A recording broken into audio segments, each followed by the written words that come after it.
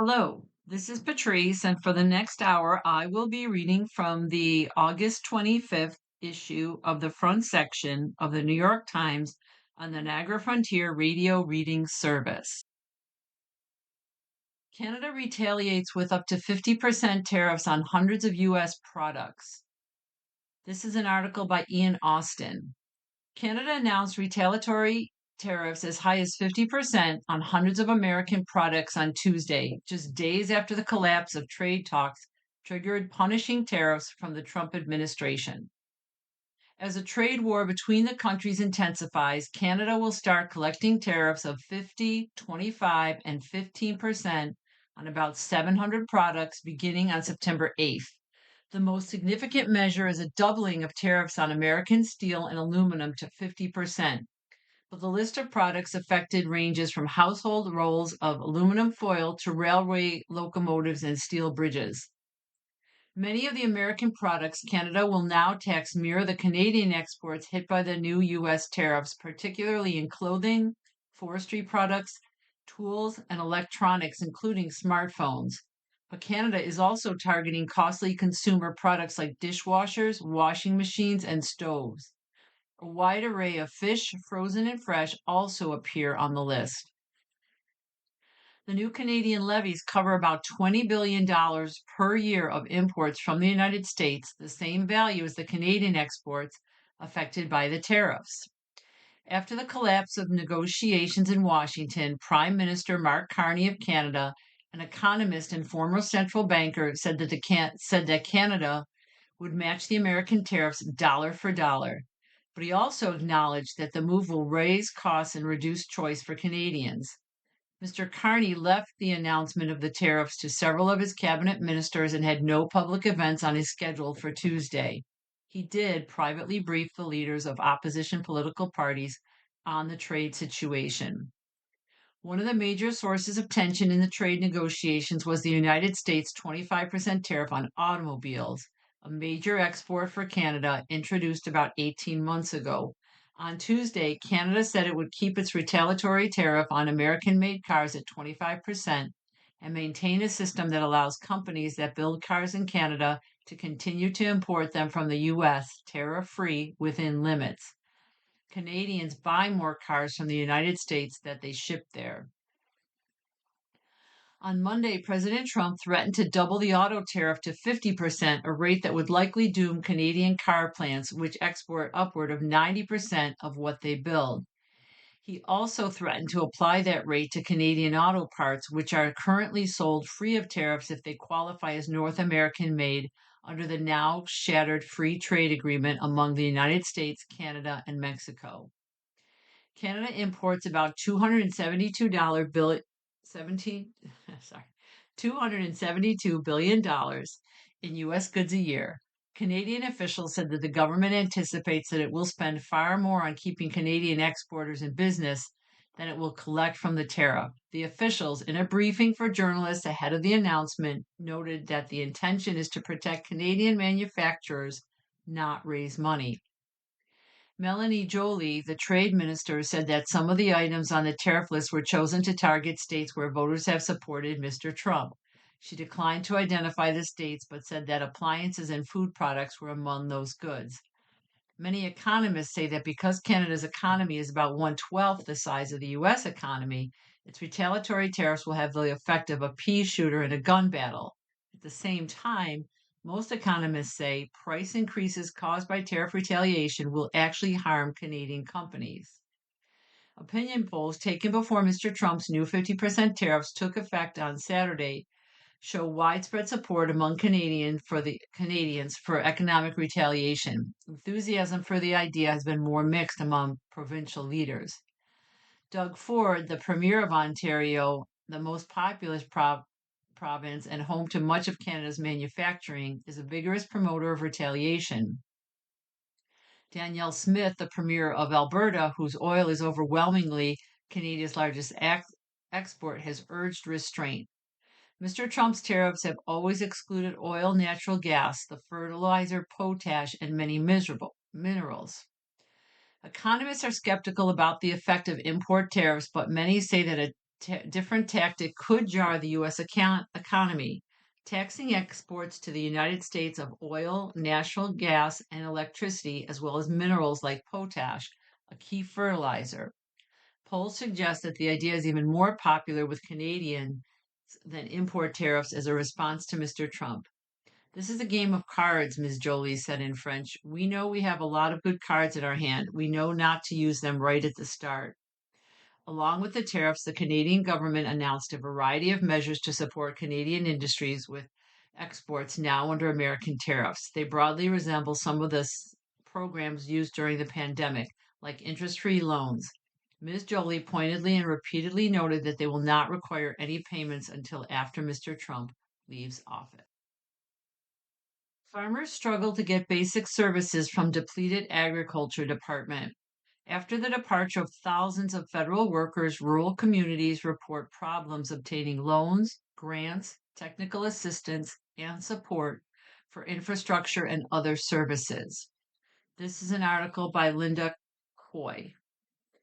Mary and Zachariah Ben, farmers in New Mexico, believed they were on the verge of buying the property of their dreams last fall. 47 acres with enough crop load to grow heirloom corn and a processing facility to expand their organic baby food business. But the low interest loan they secured from the agriculture department to make the purchase in Aztec, New Mexico, was on hold for months, first during the government shutdown that lasted until mid November, and then as federal workers left the agency in droves. Only half a dozen loan specialists who could help process their claims remained in the entire state, the couple learned, leaving them in limbo indefinitely and the seller impatient to know whether the agreement would ever go through. Zachariah Ben, who along with his children is a member of the Navajo Nation, ultimately turned to private lenders instead, and the family absorbed more than $200,000 in interest as a result. At least we got the land because we could have also lost that, and we would have if we had to wait on the agriculture department, Mary Ben said. The experience of the Bens, whose aim of providing organic and shelf-stable options for young children appears to align with some of the Trump administration's stated goals, is not unique. Across the country, farmers and rural residents describe struggling to obtain the basic services of the agriculture department is meant to offer, including loans, grants, technical assistance, and financing for housing and utilities. Sharp attrition under the Trump administration, largely through voluntary resignations and dismissals by the Department of Government Efficiency, have left many of the agriculture department's local offices with skeletal staffing and in some counties with no one at all.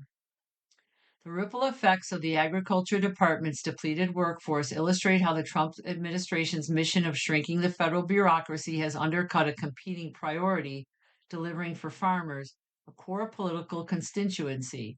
Strained government resources also risk posing additional challenges for a farm economy that administration officials have described as dire, increasing barriers to entry for new farmers who need more assistance, impeding assistance to producers already facing tough economic conditions, and hampering basic services and government aid in the most remote and poorest places.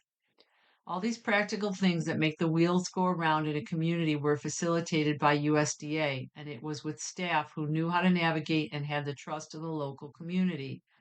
Senator Peter Welch of Vermont, the top Democrat on the Senate Subcommittee on Rural Development, said in an interview, "It's something that was working well, and was very cost efficient, and now it is being demolished." Trump administration officials have defended the staffing cuts as voluntary and necessary to trim a bloated agency. "We don't have the money in our budget to pay for all the employees that were hired in the prior administration," Stephen Vaden, the Deputy Secretary of Agriculture, said in a congressional hearing in July. He emphasized that the reductions were voluntary decisions made by individual employees who chose, with the information that the agency provided to them, to seek a new career elsewhere. Overall, more than 20,000 workers out of more than 110,000 left the Agriculture Department through the first half of 2025, according to an Inspector General report.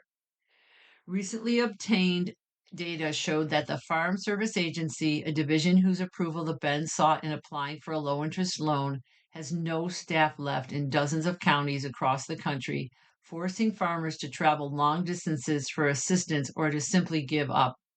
Among divisions that directly work with farmers and aid rural residents, the percentage of departures is even higher. I'm going to skip to the end of this article as it's quite lengthy. In southwestern Pennsylvania, Amanda Butterfield worked with the Conservation Service for nearly a decade, first to restore roughly 180 acres of strip mine land in Mayersville into pasture for a herd of beef cattle.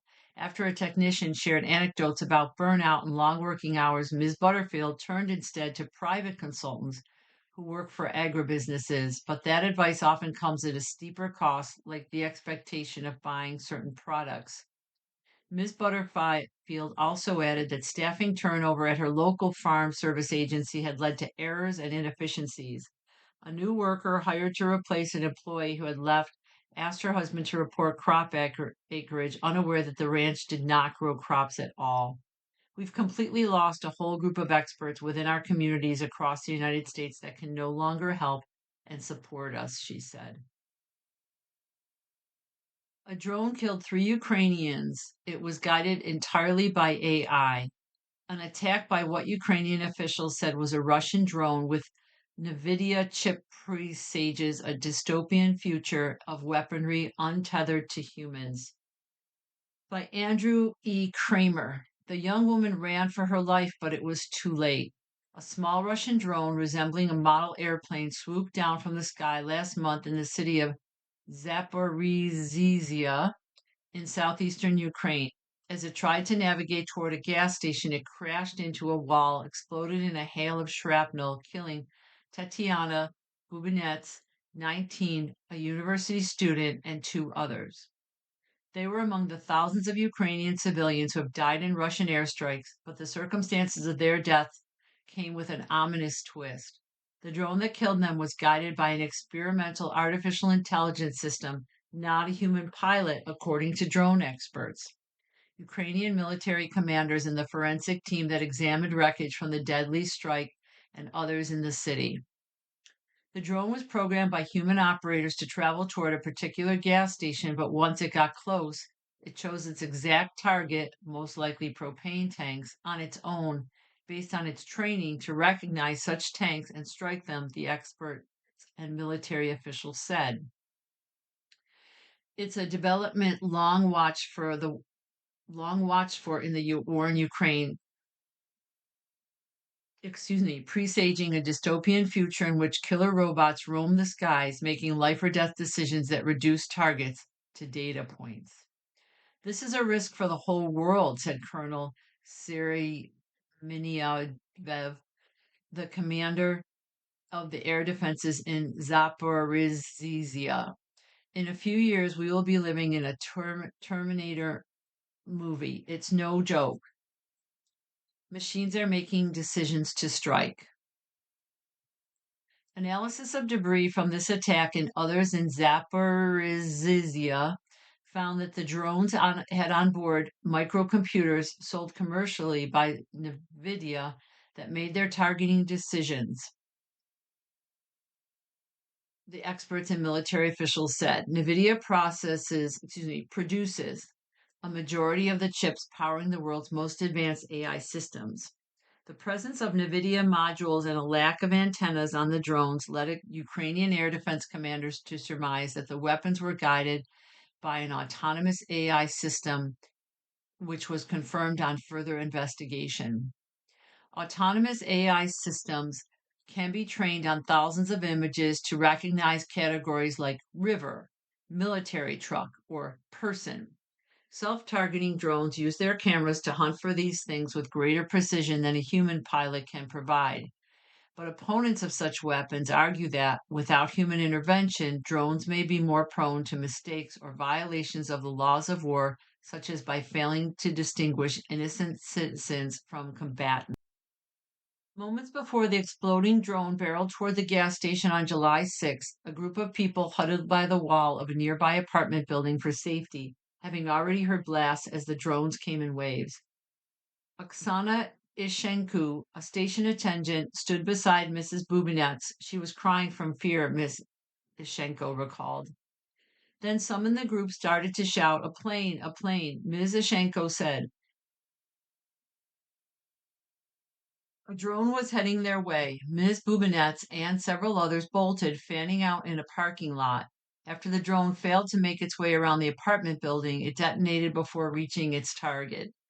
Ms. Bubinets, who had been studying accounting at Zaporizhzhia National University, lay on the pavement, unmoving, with blood flowing from her nose. She was declared dead at the hospital, said Tatiana Melikova, one of her professors. The two others killed, Oleksiy Severin, 41, and Roman Karpy, 48, died later of their wounds. They are training the technology, Colonel Miniev, the city's air defense commander, said of the Russians. AI is good, but not yet perfect, he added. They are looking for mistakes and will fix them.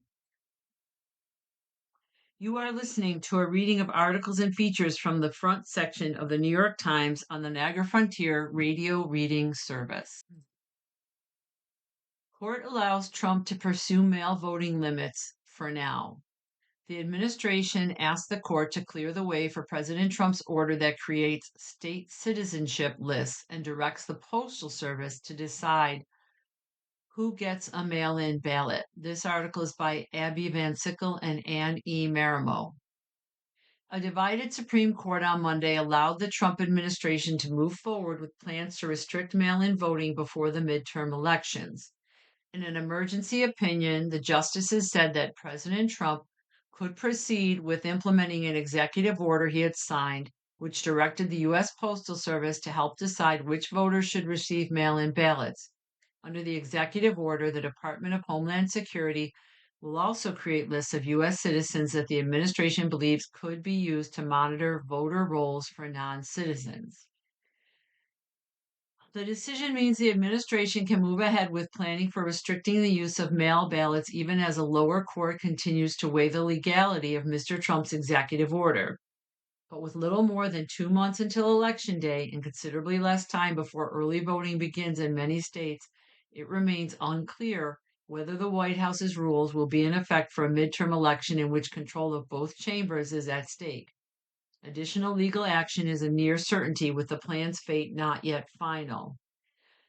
A separate injunction by the same lower court complicates matters. That court action prevents the Postal Service from implementing some parts of the executive order. That case could also soon be headed to the justices. Monday's order from the Supreme Court was unsigned, as is typical in such emergency rulings. The majority wrote that it agreed with the government's argument that it should be able to move forward with its plans, finding the Trump administration was likely to suffer irreparable harm unless the justices lifted a freeze that had been imposed by lower courts. The three liberal justices dissented, with Justice Ketanji Brown Jackson warning that the majority needlessly injects chaos and uncertainty into the upcoming midterm elections. The majority said the states that challenged the president's order could not demonstrate that they were sufficiently harmed by the voting rules that had not yet taken effect. The justices cautioned that their order was preliminary and not a final decision about whether the administration's order will necessarily be lawful once the plans are complete. On that score, time will tell, the majority said in the 10-page unsigned order.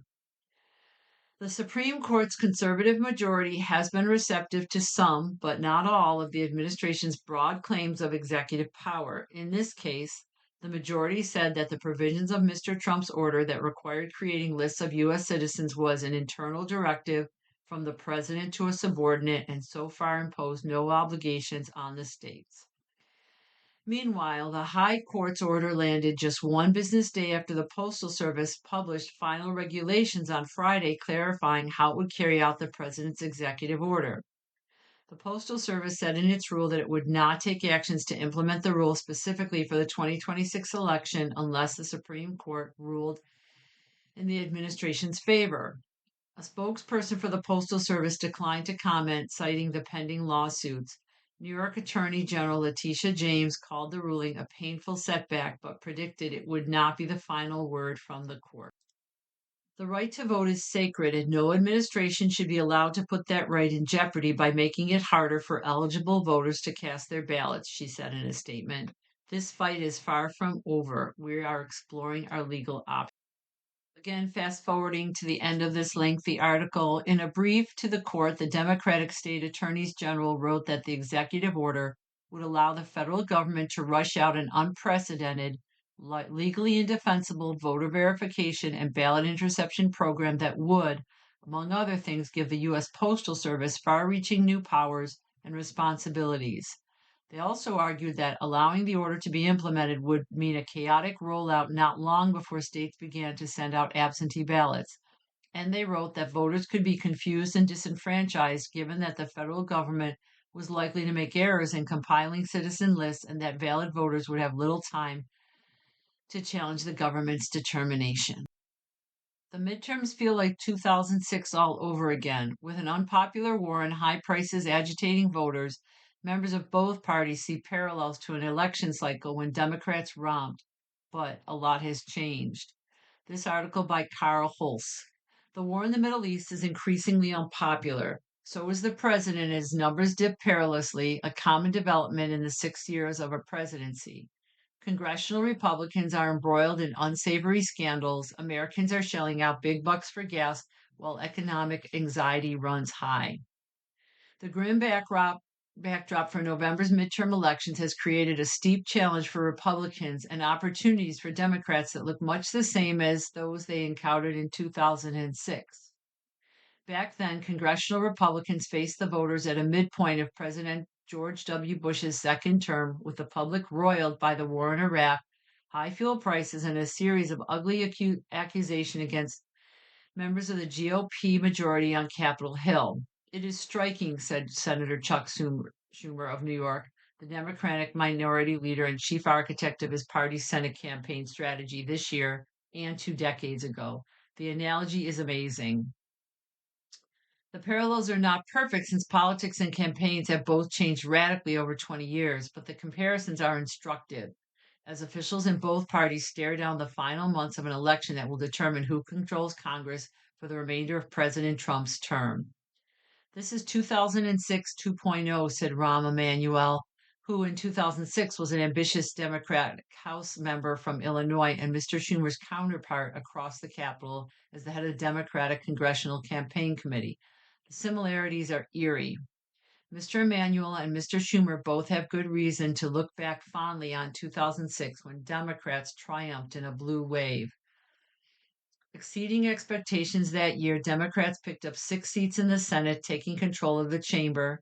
In the House, where the Republican majority seemed to have exhausted itself after a dozen years, Democrats gained 31 seats and installed Nancy Pelosi, who is now retiring, as the first woman speaker. Mr. Bush, another victim of the 6-year presidential itch, famously branded the outcome a thumping. This year, the Senate map is stacked against Democrats. They would need to win at least 4 Republican held seats to take control, all but one of them in states that Mr. Trump won in 2024. And not all the most competitive races have gone as party leaders had hoped.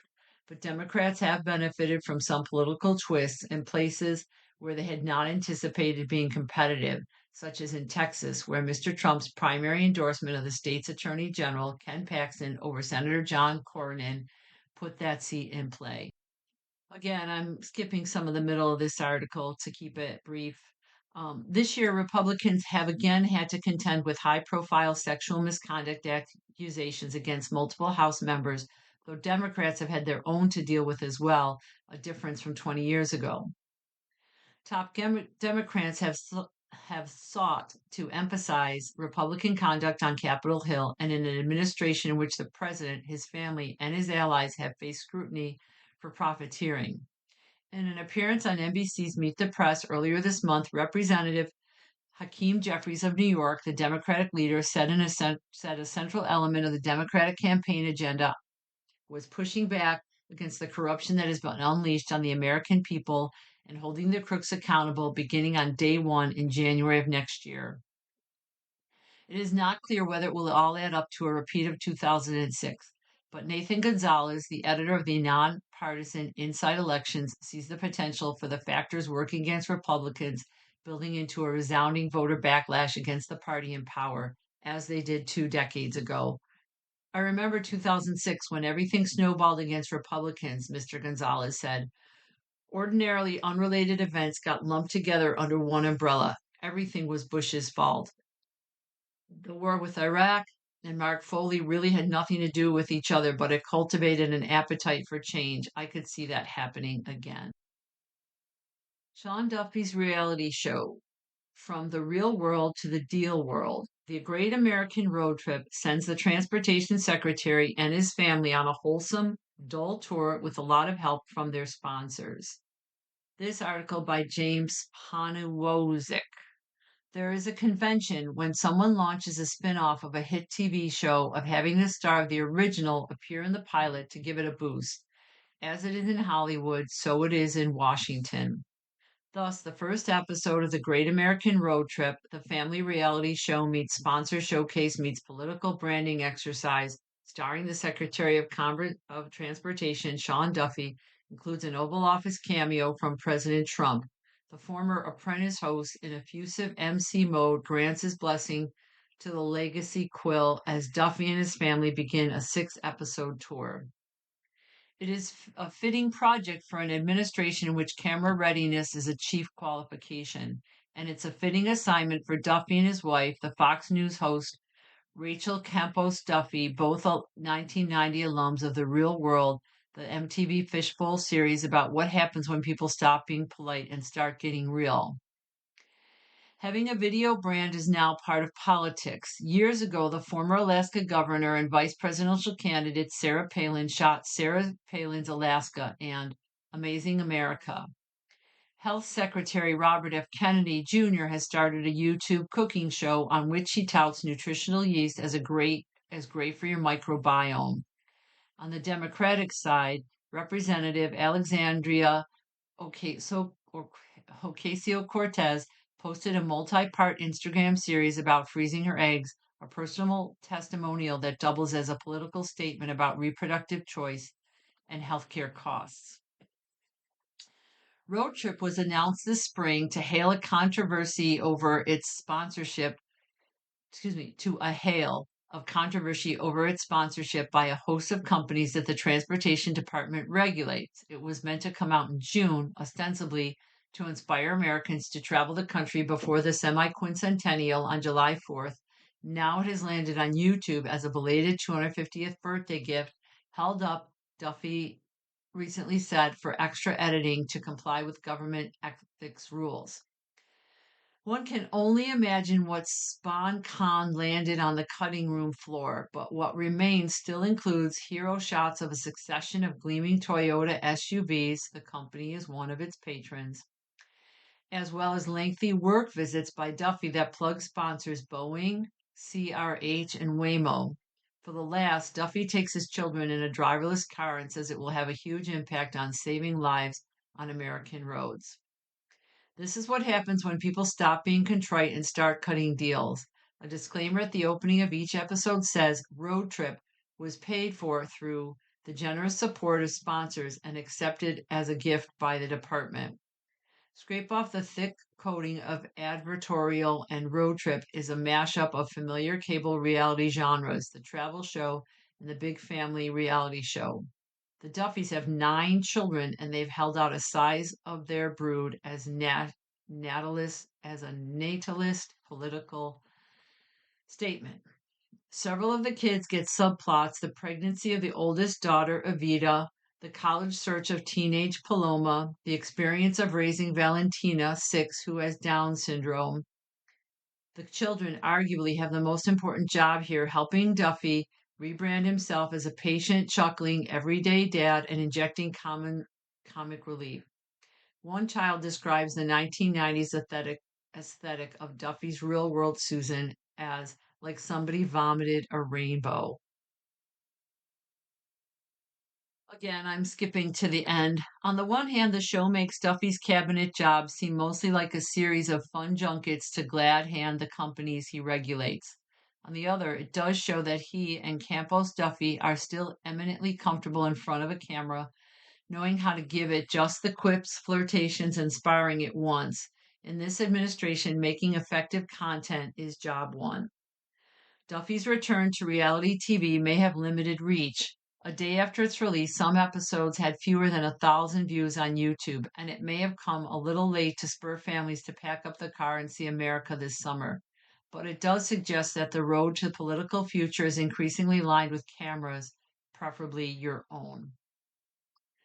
As a reminder, you are listening to a reading of articles and features from the front section of the New York Times on the Niagara Frontier Radio Reading Service. Anatomy of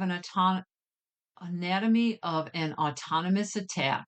5 alarming AI capabilities. When OpenAI's agents went rogue in July, they demonstrated ingenuity and drive beyond what many experts imagined, a dangerous harbinger of what such bots could do in the future. This is an article by Dylan Friedman. On July 16th, the artificial intelligence company Hugging Face announced on its blog that it had been the target of a cyber attack that was different from anything we had handled before. The company, which hosts open source AI models and data sets, said that some of its internal data had been breached by an autonomous agent. Not knowing who was behind it, Hugging Face reported the intrusion to law enforcement agencies. OpenAI, a Hugging Face customer, reached out to see if it had been affected. The maker of ChatGPT did not recognize it at the time, but it was the attack's perpetrator. The incident has since become a cautionary tale of how autonomous AI systems can run amok. It is also a remarkable, alarming demonstration of AI capabilities that were thought to be in a distant future. Unlike normal incidents, which you can maybe trace down to a single day or a single effect or a single log, this incident involves actually a team of agents who are working together, finding exploits, sharing them with one another, moving laterally through our systems, through external systems, and doing this over the course of days and weeks, Eric Wallace, an OpenAI safety researcher, said at a cybersecurity conference this month. To understand how unprecedented the attack was, here's what you have to know about this setup. Over a 2-month span, OpenAI tested several new models, the systems that power chatbots. These models include one the company described as highly persistent that has never been released, as well as GPT 5.6 SOL, OpenAI's most powerful public AI model. OpenAI connected each model with a sandbox, an isolated computer environment on which to run commands and code. As AI agents, the models were capable of carrying out long running tasks and even spawning their own subagents, but they were not supposed to have access to the internet. OpenAI assigned these AI agents to solve difficult problems, some of which were focused on safely trying to perform cyber attacks. OpenAI normally has safeguards to prevent its chatbots from performing cyber attacks, but the company dialed them down to evaluate the models. Then OpenAI let the agents loose. In all, more than 7 billion chat logs were generated, which averages out to an astronomical 100 million per day. Mayhem erupted. The agents broke out of their sandboxes, established a communication with one another, and gained access to the internet. From early May to mid July, this swarm went on a rampage, breaching OpenAI's and Hugging Face's infrastructure while largely evading detection and control. This episode might seem like an obvious result of sloppy security monitoring and reduced internal defenses, but that's missing an important point. In a future where AI systems are improving rapidly, these agents showed capabilities that could lead to a much more dangerous outcome next time. So now I'm going to review the capabilities. Again, the article's very long, so I'm just going to read the headlines. Capability 1, coordinating as a collective. Capability 2, taking orders from one another. Capability 3, targeting flaws that humans might miss. Capability 4, evolving rapidly to overcome obstacles. And capability 5, superhuman search. The aftermath. Two AI safety nonprofits, METR and Redwood Research, are now working on an independent assessment. OpenAI is preparing a technical report, but it's estimated that the company has already spent a few $1 million on its initial AI assisted reconstructions of the incident, which is likely only a fraction of the cost of training these models. It wasn't so much the sophistication of the attack that surprised us, Clement DeLonghi, the chief executive of Hugging Face, said, but the volume and the speed made it quite weird and unprecedented. The AI firm Anthropic investigated its own recent model evaluations and responses in response to OpenAI's disclosure and found that its AI agents had unintentionally executed smaller scale cyber attacks on three organizations as early as April.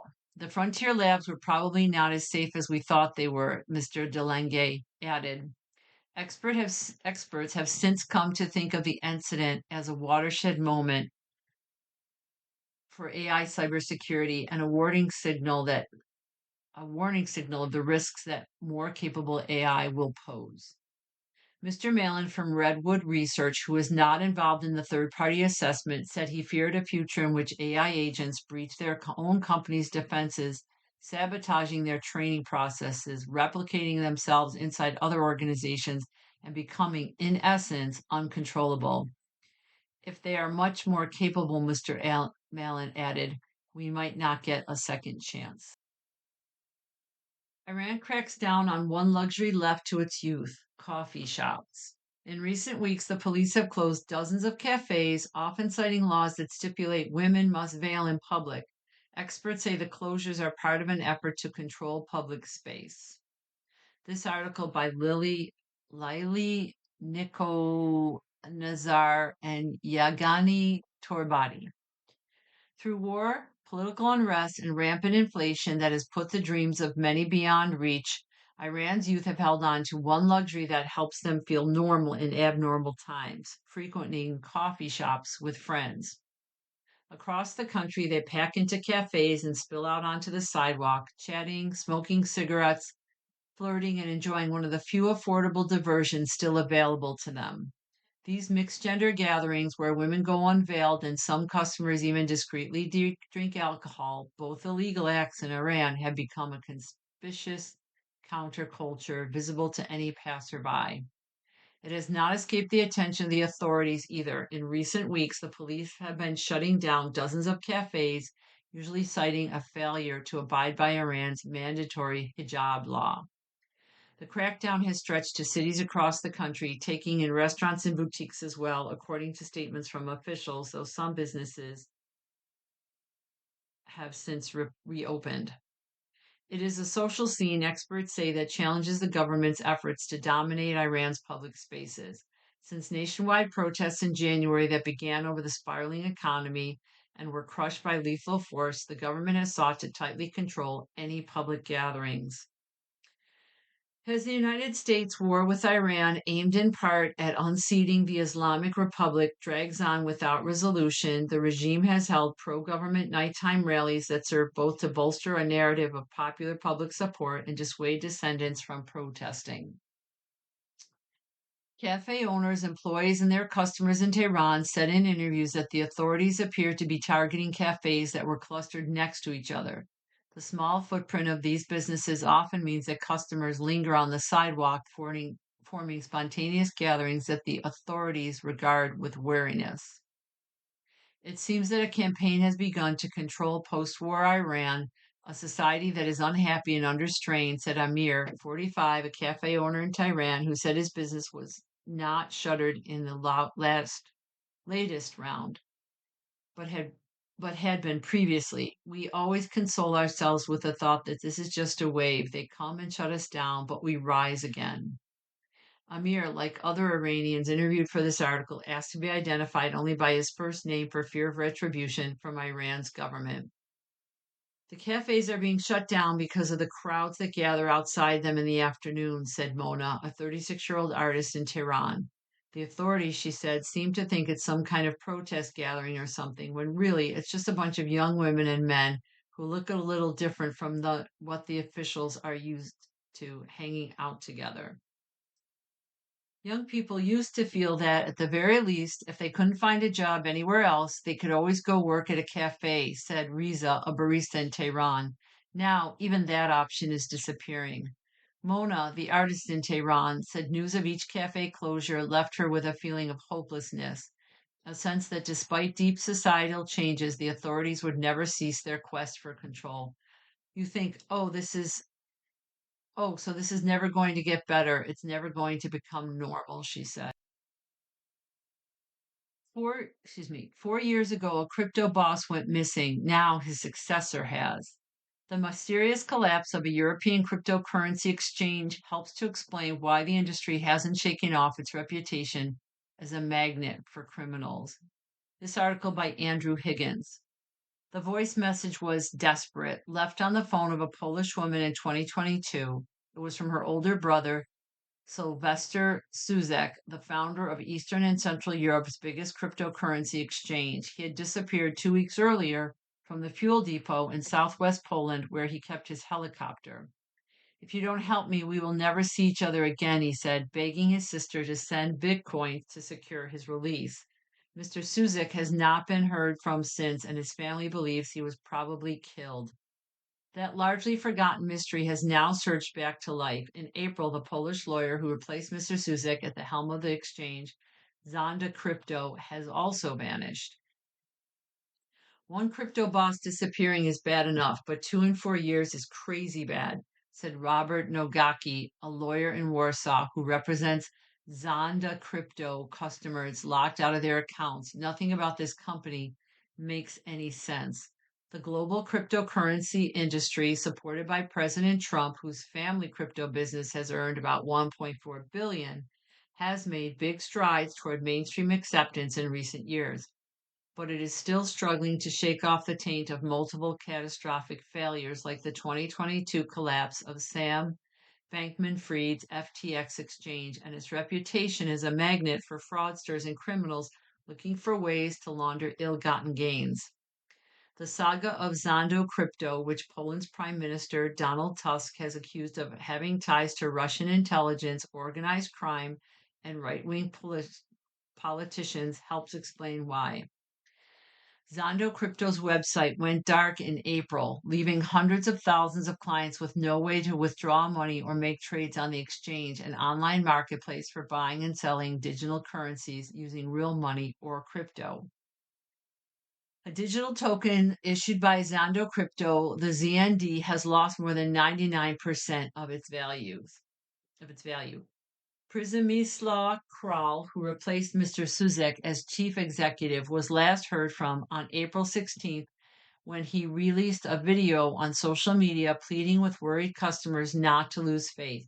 He promised they would get their money back thanks to what he claimed were Zonda Crypto's holdings of bitcoins worth more than $330 million. Getting access to that, Mr. Kral conceded, might take time. Only one person, he said, knew the digital codes needed to unlock the online vault holding the treasure. Mr. Suzek, the former boss who went missing in 2022. Please give me a little more time, Mr. Kral beseeched his customers. By April, client concerns had grown into full-blown panic as the exchange froze all withdrawals. Desperate to halt the rush for the exit, Mr. Kral told clients not to worry. He said Zondo Crypto had 4,500 bitcoins in reserve, but needed time to access them since only Mr. Suzek, his missing predecessor, had their digital key. His story immediately struck crypto experts as fishy because the locked wallet that Mr. Kral identified as containing the company's bitcoins had been inactive for nearly a decade. On June 29th, 2 months after Zondo Crypto's website shut down, the Estonian Financial Intelligence Unit revoked the license of its parent company. Zondo Crypto has been the subject of speculation in both Poland's parliament and its news media over whether it was a legitimate company simply upended by bad bets on crypto or a criminal enterprise that had been set up to launder money. Bitcoin has lost half its value since October. Prosecutors in Katowice have opened an investigation into the circumstances surrounding the establishment and operation of Zondo Crypto. Perhaps one person who could provide answers is Mr. Kral, who has not been seen in 4 months. There have been several unconfirmed sightings of him in Israel, Botswana, and Dubai. Mr. Gogaki, the lawyer represented the exchange's clients, thinks Mr. Kral is probably in Southeast Asia, but he says he is sure of only one thing about Zondo Crypto. It was a fraud from the first day. You are listening to a reading of articles and features from the front section of the New York Times on the Niagara Frontier Radio Reading Service. A $4 billion plan to fix part of a crumbling New York City highway. Officials announced on Monday a plan to overhaul the section of the highway that belongs to New York City. The road needs quick repair to remain safe for driving. This article is by Claire Fahey. New York City announced plans on Monday to finally rehabilitate a beleaguered section of the Brooklyn-Queens Expressway, a heavily trafficked highway that has been crumbling for years.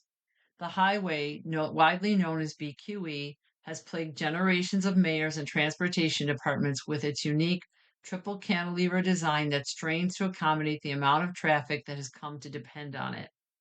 The announcement on Monday detailed a multi-phase plan set to take place between 2030 and 2040 to shore up the 70-year-old roadway, including building temporary bypasses along it that are no taller than the existing structures in order to limit neighborhood disruption. Parts of the Brooklyn Heights Promenade, a beloved and heavily used walkway, will be closed during construction. The project is expected to cost roughly $4 billion. The city's plans pertain to what officials refer to as BQE Central, the 1.5-mile stretch of highway that is city-owned. The city controls 12% of the BQE, all in Brooklyn between Atlantic Avenue and Sand Street, and the state owns the rest, officials said. Time is up, Mike Flynn, the transportation commissioner, said in a statement. After decades of kicking the can down the road and indecision that failed to yield substantial results, we will act with urgency to rehabilitate the city's portion of the BQE. With Monday's announcement, Mayor Zoran Mamdani is following through on a promise he made last year before taking office, that he would find a permanent solution for the city-owned sections of the BQE that both meets community needs and preserves this essential transportation corridor. The highway, which opened in 1957 and had a 50-year design life, was designed for far less traffic than it now receives. In 2016, the city announced that the triple cantilever section in Brooklyn Heights needed to be completely overhauled. While the highway remains safe to drive on for now, it requires quick action to keep it that way, officials said. This plan allows us to safely fix the BQE without slowing our city down or wasting decades more on magical thinking, Mr. Mamdani said in a statement. The cost of inaction is too high and the risks to New York are too important to delay any longer. After Mr. Mamdani's announcement, a group of local elected officials, including State Senator Andrew Goynards, Assemblywoman Joanne Simon, and City Councilman Lincoln Ressler, said in a statement that they were encouraged by the proposal. But they described it as the beginning of a multi-year approval process and said they wanted the mayor's office to work with the community to collaboratively revise this proposal. We are concerned about such an invasive and disruptive construction approach and are worried about the damaging impact of temporary highways in our dense neighborhood, the lawmakers said. Smaller steps have been taken along the way as officials grappled with a long-term solution. Traffic was reduced to 2 lanes and a weigh-in-motion program that weighs vehicles on the roadway as they drive has reduced overweight vehicles by 60% since 2023. The Transportation Department has also undertaken several rounds of interim repairs. Another issue is that there are very few options for rerouting traffic since there are no parallel routes along the highway. Diverted cars and trucks would have to instead clog local streets. The current rehabilitation plan, Ms. Trottenberg said, leaves the door open for what I would describe as when the stars align. You need the city and the state and the federal government together to figure out some of the bigger problems. Let's be optimistic in the long run, she said. The stars will align. Many Nashville bus stops lack places to sit. These locals took a stand. Frustrated with the government's slow effort to improve Nashville's public transit infrastructure, a group of residents has taken bus stop seating into their own hands. This article by Emily Cochrane. The first bench downtown was modest, just sanded wood with no paint. It was stamped with the words "To Nashville with Love." The next few were splashier with bright colors and designs. Now, at least 100 handmade benches have appeared at bus stops and elsewhere around the city, providing a place for riders to sit and wait. But the benches, built by a band of civic-minded residents to fill a need they saw the city as neglecting, had become a flashpoint in the debate over whether Nashville is spending enough on its own residents as tourism becomes an ever larger focus. The city keeps removing benches, citing complaints and accusing the volunteer group of violating traffic laws with their placement. City officials say they are addressing the lack of benches and could legalize those made by the group, but bureaucracy is slow. A lot of people use them, and also they just make the city prettier, said Ivy Tran, 18. What's the problem with having your community sit down? Other American cities have removed benches to deter homeless people from loitering or sleeping. Indeed, the first handmade bench to appear in Nashville last summer served as a rebuke to the city after it had removed metal benches from a prominent downtown boulevard. In a statement last year, the bench builders called seating at bus stops an issue of basic human dignity, and their efforts a nonviolent protest against a city that insists upon hostile design. But as the effort expanded, it also became a grassroots way of addressing the demand for public transit in Nashville. Higher gas prices helped increase ridership by 20% over 3 months. A voter-approved program has slowly funded new shelters, benches, and other transit changes. About 350 of the nearly 1,600 bus stops now include shelters, up from about 100 a decade ago. But many stops still lack seating or even a sidewalk. The volunteer group has helped build and place benches over the last year using donations and bulk purchases of wood. Ben Hubert, 31, a chemist, helped design a bench blueprint as simple as humanly possible for people new to the bench cause, he said. We can't stand to see people standing on the side of the road, he said. We'll do this for as long as people are willing to help chip in. Nashville officials are not, they say, opposed to providing places for riders to wait, but the city has removed some benches, arguing they were improperly placed. The group denies this. Mayor Freddie O'Connell, a Democrat, said the city is merely trying to avoid liability. An issue tough for a legal department to swallow, he said, is who accepts the liability if something goes wrong. He noted that the city has received complaints, especially organizers have said, regarding benches painted with the phone number of a group that documents immigration enforcement. He acknowledged that he found the benches in his neighborhood lovely.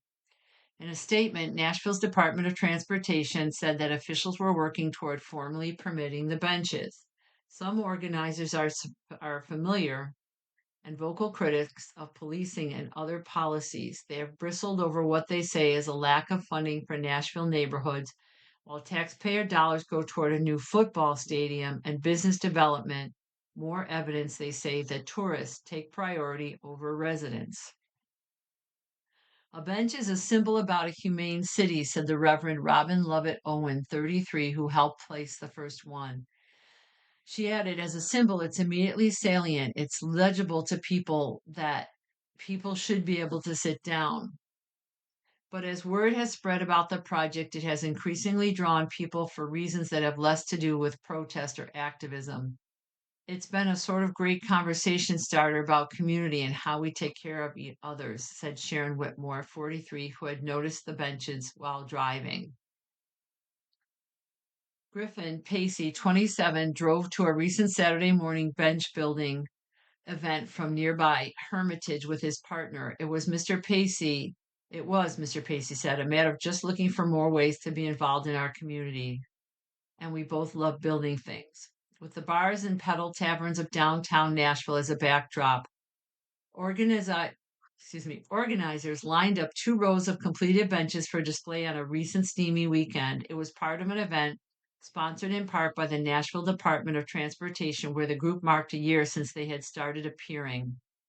The winning bench, it was decided, belonged to Ms. Whitmore, her husband, and her two sons, Max and Teddy. It was blue with silhouettes of animals and the capitalized word, "Migration is an Earth right." It was time to move the benches to nearby streets. One by one, they were loaded onto cargo bikes or onto a pedicab covered in pink feathers. It was unclear, the organizers acknowledged, how long they would stay put. At least for now, they said, people waiting for the bus could take a seat. You have been listening to a reading of articles and features from the August 25th issue of the front section of the New York Times. We read from the front section of the New York Times every Sunday at 1 p.m. Your reader has been Patrice. It has been my pleasure to read to you. I hope you have a wonderful day. Thank you so much.